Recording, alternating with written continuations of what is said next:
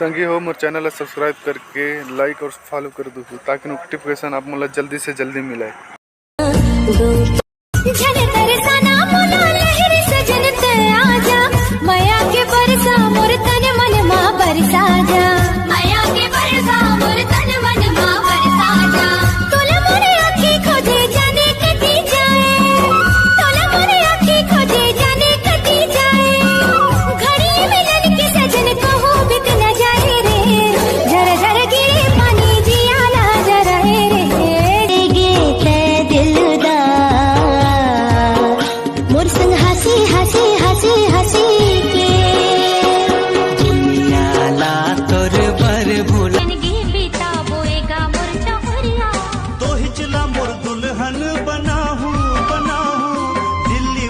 honeymoon ले जा दिल मोर ले गे ते दिलदार मोर संग हंसी हंसी हंसी हंसी के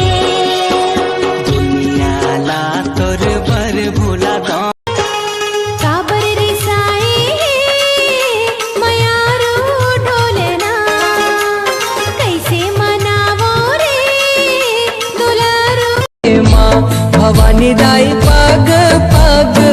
आरती उतारो मोरे माँ पग पग आरती उतारो मोरे माँ भवानी दाई पग पग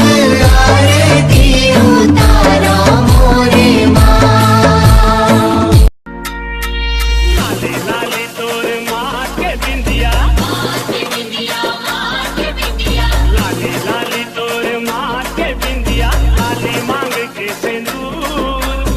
आवे आवे हमर गाँव मैया नवरात्रि में जरूर आवे आवे हमर गाँव दाई नवरात्रि में जरूर कैसे मना देवो लाज लागे वो दीवाना ताना मार के हाय दैया मोला छिन सताना बिहा के ले जाना राजा पंजा नैना के बान तय भावा के मारे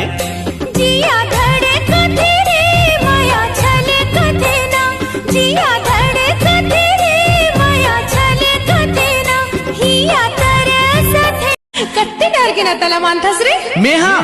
उही धमधा डहार के